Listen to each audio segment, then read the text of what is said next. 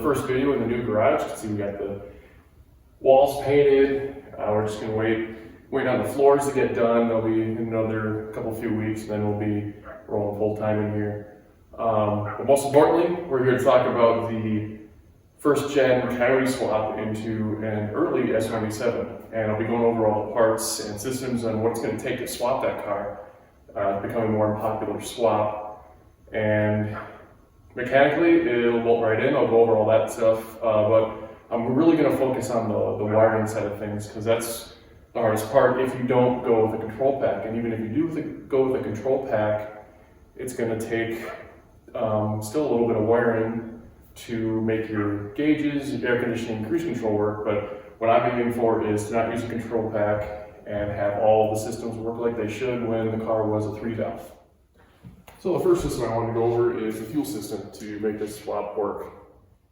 We're going to start with what you don't really need, is LU-47 injectors. I have these on this project because, like I said, I'm going to be running E85, and it has a cammed stage 3s in the engine, so I'm going to want a lot of fuel.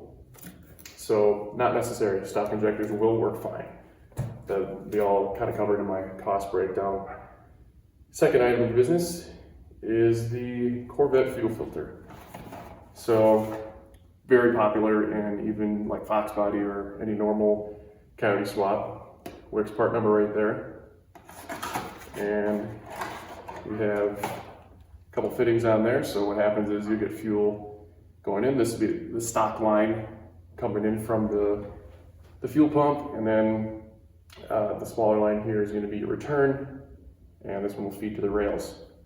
Super simple. We've got some other items in the box I want to go over. Is the bulkhead and the fuel rail adapter. It's almost, it's about as simple as I get. That just goes on your fuel rail, and you make your feed line go to that. Bulkhead. So you're going to take your fuel hat off the tank and put this in there. So what's going to happen is you're going to drill into the fuel hat, unscrew this, and basically sandwich the top of your fuel hat in between these two plastic washers. And then this will stick on top of the fuel hat, so you'll be able to fit your return line on there. So that covers the meat potatoes. While you're doing the bulkhead, you're going to do a fuel pump. Now, this is just a Deechworks 300.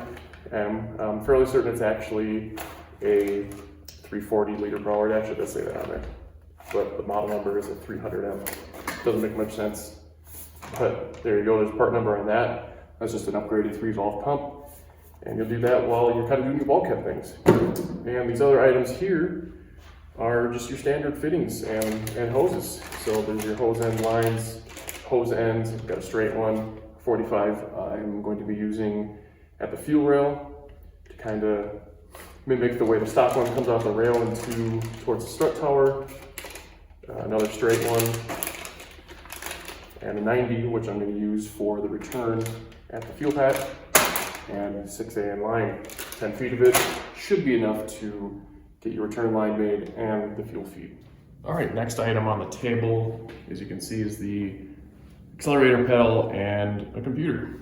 So I bought these secondhand, so put a little faith in the seller. One, the pedal isn't a very expensive item, but I'm really hoping it'll work, as we all should when we're buying things secondhand. And the only reason I'm really kind of skeptical on this computer is it had a flange lopped off, so that car was hitting the front right. Seller said it was okay and running when it was pulled, so I got them for pretty cheap, regardless, because he didn't really disclose that, and I discovered that when I received them. So that was a while ago. I've been squirreling these parts for about 1.5 years. So I won't really know until we get this thing hooked up in the car and see if it communicates and runs the engine, takes a tune, all that good stuff. But that's all pretty standard stuff there, just used items. Next items in frame are the engine and trans harness. So engine harness, we're not gonna have to do anything with. That's pretty standard. Even in control pack installations for the Coyote, you won't have to do anything to the engine harness.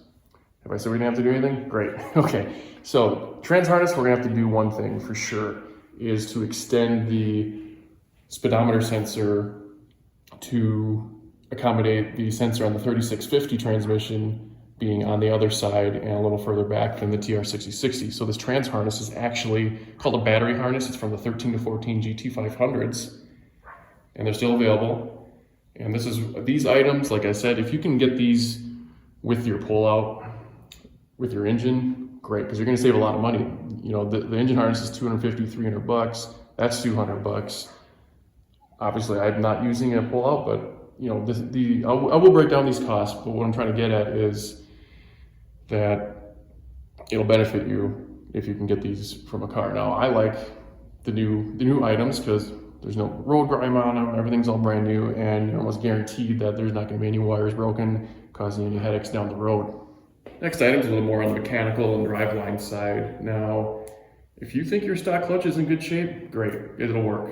I forgot to mention that the swap is still going to use the 3650 that comes in these cars. So it's still going to have a 10 spline. So this clutch is actually for an 05 to 10 Mustang. It's an XZD Mach 600, I believe. I could be, it's been forever since I bought it. But I run XZD in all my stuff, and they're wonderful clutches and a good company to work with. But like I said, it's not necessary to upgrade your clutch if you feel like your stock clutch is fine. I would highly recommend it, but the minimum you're gonna have to do is get an 8-bolt flywheel from like a 96 to 04 Mustang GT. The flywheel options for that are, like I said, 96 to 04 Cobra will definitely have an 8-bolt flywheel, but the 01 and newer, I can't remember the years, but it's somewhere in the 2000s when they went to Romeo engines or Windsor engines and the GTs that they had 8-bolt cranks. So you'll need one of those flywheels and then an appropriate clutch kit for an 05 to 10 Mustang GT. All right, obviously you can see next we got the intake manifold that, again, isn't required, but I'm running stage 3 cams in my swap and I wanted some RPM, so I'm going with the Boss. Could have went with the CJ, but that's big money. This whole swap isn't about big money for me. And you can see we have that's factory 18 and up airbox and tube. So I feel like this is I forget the term. It's the poverty cold air. I'm gonna give it a whirl. I'm gonna make it fit in the S197. The tube on this thing is huge. It's 120 millimeters. Plus you're gonna be pulling cold air from the front of the car instead of under the hood. I do have the ducts, so I'm gonna kind of make that work to pull all the cold air I want, because in Arizona, there is no cold air, except in the winter. So these items are super optional. You could use a stock 11 to 14 airbox, stock 11 to 14 intake, not necessary, but that's the road I chose to do. Now this is what I'm really excited to talk to you guys about, because I've spent a lot of hours on the back end figuring this all out as far as what's the difference between the 4.6 and the 5.0 wiring. You can see we got a lot of items here, but I'm gonna break them down for you. First off, just on what's what and what this mess is, what we got going on. So, like I showed you earlier, we got the trans harness here, it's all laid out, plugs in directly to the computer. That's kind of like all by itself, but we also have this inline connector that needs to get various inputs and feeds from the body side. Every single wire in here is about used, and as you may or may not be able to see, I have them all labeled. So as you can see on a few of these connectors, I have they're actual repair harnesses that you can still get from Ford, brand new. I got these, and I just labeled them all. That's why the wires are all green. That's why it's a good idea to label them. And luckily, with the garage being built, I've had a lot of time between stages of the garage build to kind of do this work beforehand and not while the engine's out of the car and you're going through it. Same thing with this mess here, which I'll get to in a little bit. Engine harness, we also spoke on. This is the engine harness. The connector is here, 70 pins. There's the engine, there's one inline connector. Now this inline connector will actually plug into the existing connector that is on the car side. I don't have one here from the 4.6. There's actually, it's a 16-pin connector, except it's only using 4 wires. And it just so happened to be that the 4 wires, that those need to correspond with the 4.6 side. You don't have to repin or anything, but I do need to, on the body side, repin that goes to here, and the body side as well. Spoke on the pedal, same thing here, bought a repair harness and labeled everything on where it's going to go. That's going to be a little different. I'll get into that later when we do a close-up on that. But this is the meat potatoes right here. This big old nudity cluster. It is where 95% of this swap is going to happen. So on the 4.6, this is actually a 50-pin connector, and the 5.0 is a 70-pin. So that's when I was like, man, I caught this way late. Like, I had everything labeled. I think I even had those. No, I didn't have those labeled, but I had everything where everything was going to go. But it never dawned on me that the pin numbers on the 4.6 side didn't go up to 70. And so there's 2 options to kind of solve that, and I'll go over both of them. I have them both laid out here, but this is basically the overall of what it's going to take to get the wiring done in your Coyote without using a control pack. It kind of looks like a control pack. This is part of the control pack breaks this down easy. I think it's mostly this part, and the trans harness is actually part of their body harness per se. So I'm gonna move the camera in and kind of go over these things a little more in depth. So this is definitely probably the most daunting part of the swap. If you're not comfortable with wiring, then you're going to be in for a long haul. Luckily, I love this stuff. So I'm going to go over the throttle pedal first. So on the 4.6, there's actually an 8-pin connector that they use 7 wires, and the Coyote only uses 6. So I have it all labeled out, but what I'm going to do, since I don't want to run a whole new loom, I'm just going to use the existing 4.6 wires, and I'll go over the spreadsheet that I have showing the wire differences, so that'll make this really easy. And I have these labeled as such, so I know not only what pin I'm going to use from the 4.6 pedal, but what pin it's going to go to on the body side of the PCM. Next little harness I got here is the MAF harness. Now, considering I could use the engine harness from the 4.6 to use this, because this is the same connector as the 4.6, and just recycle wire, which I'm all about. This is $35 and it's 3 feet of wire. So I'm like, you know what?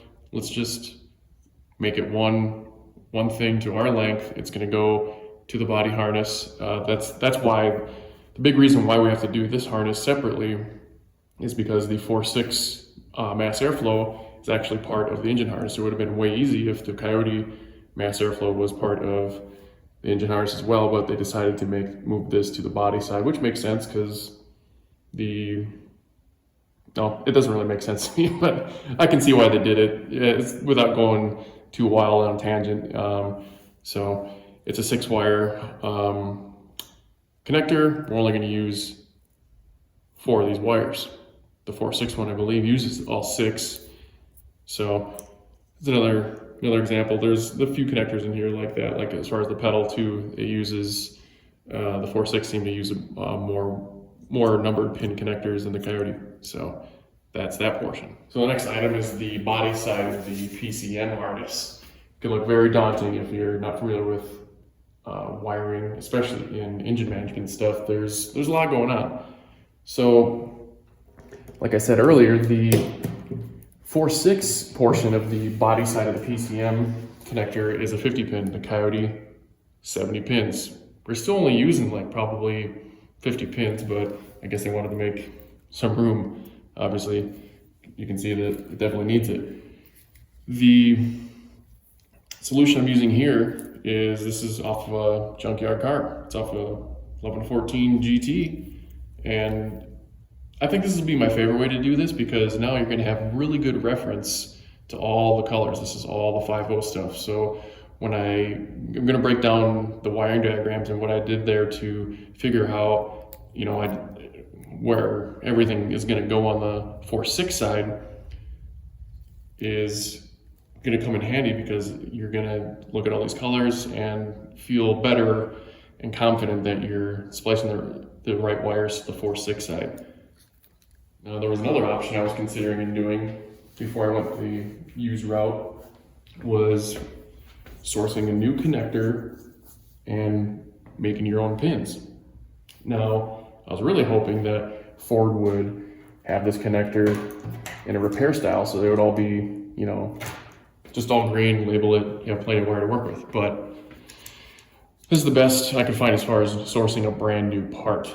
This is from an electronics store, I believe Mauser Electronics. I'll put the link in the description or just overlay it here, but this is a brand new connector that people make. Ford doesn't sell this, but I'm sure people that make control packs and whatnot, this would come in handy. The only thing is that it comes with no pins and you got to source those, which I also did.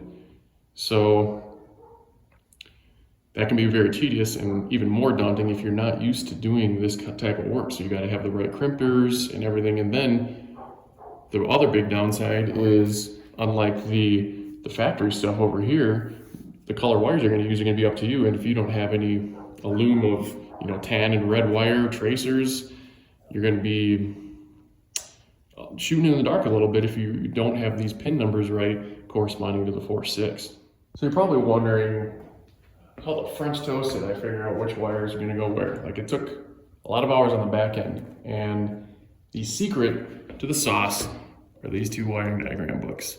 So my car is an 07. I don't know if this will apply too well to the 0506 because they use a different inline connector. They use the round one versus the square one that I was talking about. And just kind of going through basically the engine stuff first, just spending a whole bunch of hours figuring out the differences. Luckily, they kind of chaptered the books the same numbers. So, and also what's really neat about the factory manuals is they have legends in the front of the book. If you don't know, if you're not familiar with reading wire diagrams, it's another daunting thing about this whole project. You can see why a lot of people go with the control pack.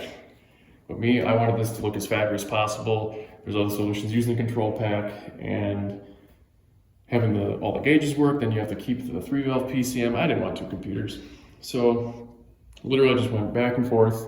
And the first, I have, because you see here, a bunch of notes on what went where, what circuit went where. And it took me like an hour or two to kind of get a format that I like, because this isn't very efficient in figuring out which circuit, if I want to figure out what pin goes where in numerical order. But it's all here. This is kind of like my hard copy. Plus, I stopped using this after I made my spreadsheet, which I'll show you here in a little bit, as far as what circuits do what, their colors, their pins. It takes time. You know, I can see why a lot of people don't use the control pack. Like I said, it's pretty daunting. But these these wire diagram books are a godsend, and they're not that expensive. I think I have $100 wrapped up in both of them, and they were worth every penny. But my absolute favorite part of this book that I found, and I didn't know this until probably the second session I sat down in these books, is the connector views. These things come in so clutch, and they have literally every connector in each car laid out, pin, the color, the gauge of the wire, and the function. The newer one actually has more of the function. The older ones usually you'll just say sensor of signal and won't really have the nomenclature that they show in the schematics. Absolutely my favorite part. Plus they have a section in the book that actually shows you where each connector is located on the car. So all the numbers correspond. If you don't know where a connector is exactly on the schematic, it'll show you where it is exactly in real life on the car, which is super cool. So before I go any further, I kind of want to touch on this connector. This is where a lot of the magic is happening. So this is where 95% of the swap wiring is going to have to take place. It'll get you far, but it's not going to get you done. None of the pins correspond to the pins on the 4.6. None of them. There was only, I think in this whole entire project, the only portion where the pins match the numbers, as far as pin 1 going to pin 1 on 4.6 and 5.0, was in the throttle pedal. But even then, that was nothing. I think there was 2 of them that went, well, pin 1 went to pin 1 and pin 6 went to 6 and so on and so forth. But out of all these connectors, those are the only ones. So you're going to be doing every wire coming out of there. Now that being said, there's also going to be some circuits that I have to add. So this is the C110 connector. This is the C110 connector on the 5.0 is part of the trans harness. So it's getting, feeds from the body side of stuff. I'm gonna have to tap into a lot of the body stuff on there that aren't gonna be corresponding on the 4.6 side. For example, there's a lot of little different stuff on the AC system. The Coyote doesn't use a low pressure switch. I'm gonna have to put that in series with the AC request, the line from the PCM that's gonna ground out the air conditioning relay as a low side switch, because the Coyote uses an evaporative exit temperature switch. But I'm just gonna have, on the high side of the AC, I'm just gonna have to wire it in like the Coyote is and use the Coyote transducer pressure switch. So other than having to do a little unconventional stuff with the AC to work, luckily the instrument cluster is based off of CAN bus, and it'll get its speed, oil pressure, engine temp all from there, and you don't have to do any super wiring from there. The fuel tank level is actually hardwired into the cluster from the fuel hat. And like I was saying earlier, the trans harness, I'll just drag this thing over here, has a speed sensor thing that we'll have to figure out. So what I've been told, and it's been hit or miss as far as I've on my research, and I still don't know which connector is for the speed sensor yet. I can kind of take a guess. I thought it'd be 3 wires because that's what the diagrams show. Since I'm going to be using the 3650, I'll be not needing a 5-volt reference signal and just use the signal and put it back to the Coyote as usual, and then adjust the speedometer calibration in the tune, either using the tire size or gearing, I guess. Depends on how bad it is. We're going to have to cross that bridge when we get there. So that basically covers all the tools and kind of parts you're going to need to do this swap. I haven't gone into detail on what wires are going where yet. Obviously, I don't have the car side. We're going to get into that later. I hope you guys stick around. The floors are going in, the floor coverings are going in February 11th, so the project probably start happening shortly after that. We'll get the car in, do all the mechanical stuff. And I don't want to make the harnesses because I don't know the length and all that stuff yet.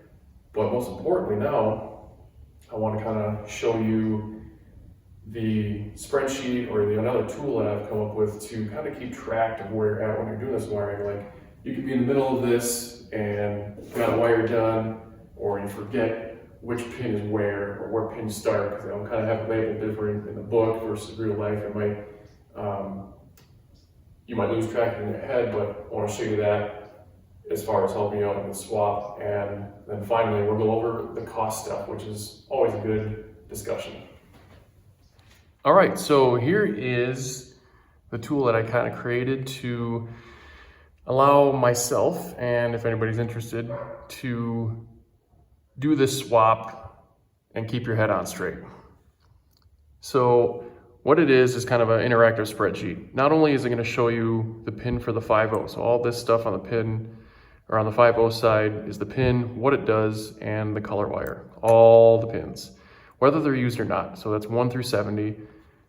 And then on this column, it shows the pin that you're going to need to splice from the 4.6 side.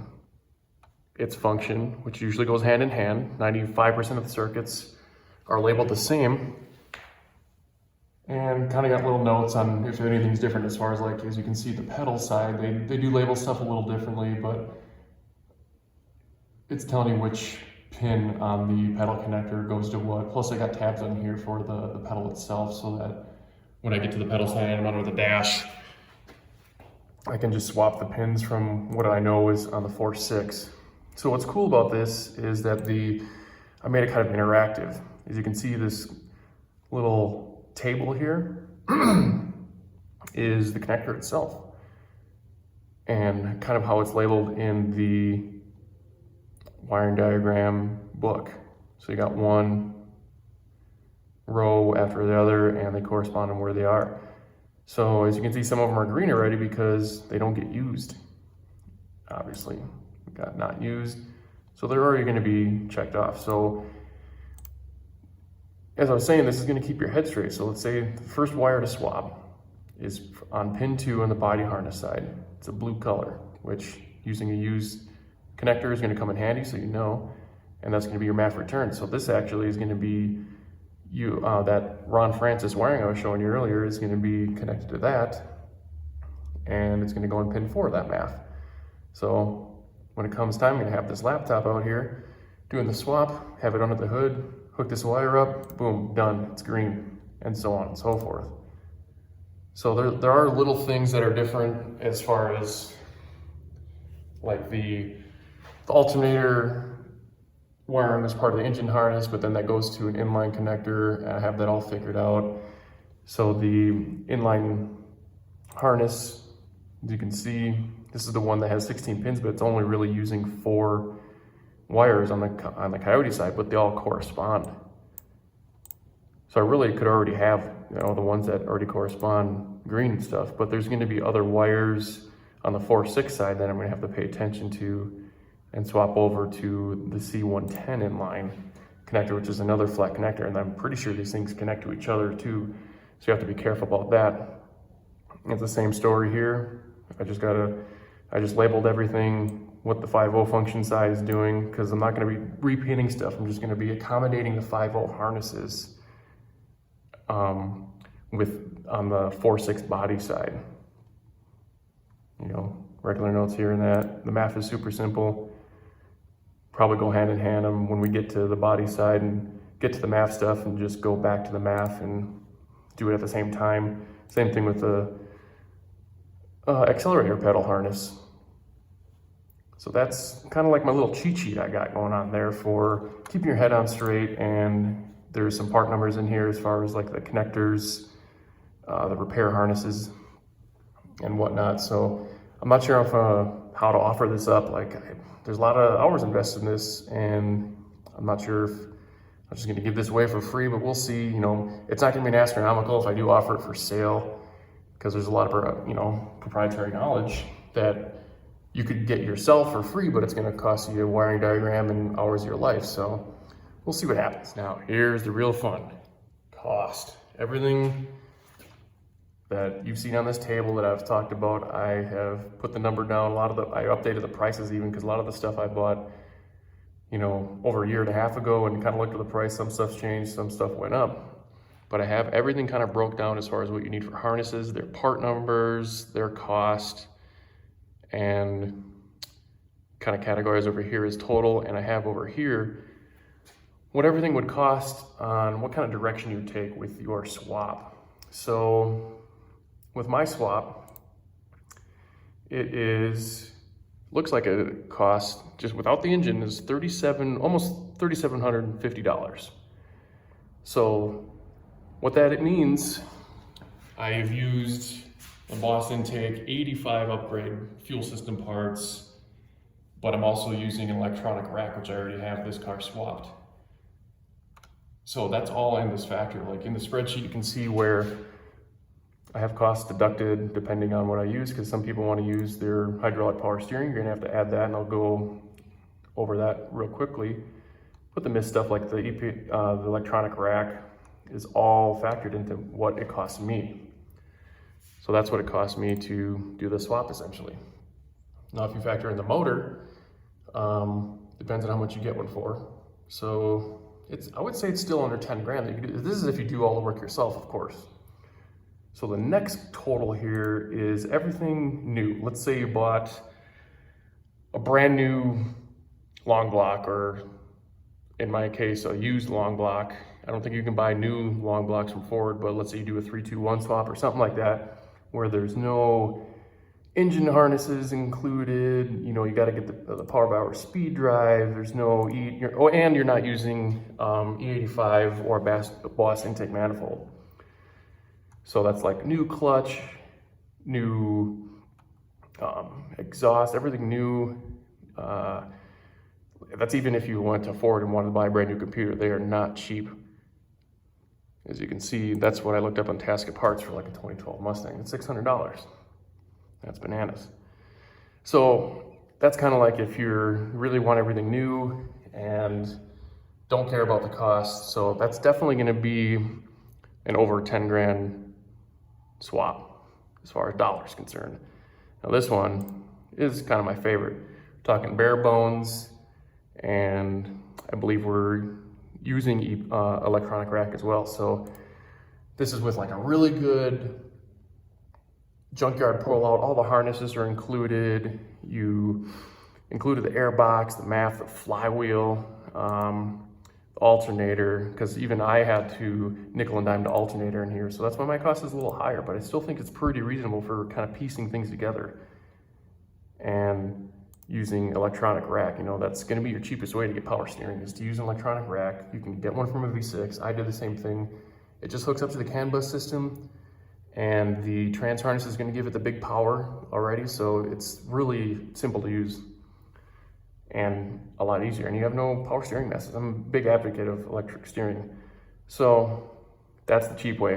What's total? $1,050 if you had a really good junkyard pull out, but you still need to do like the fuel system and stuff.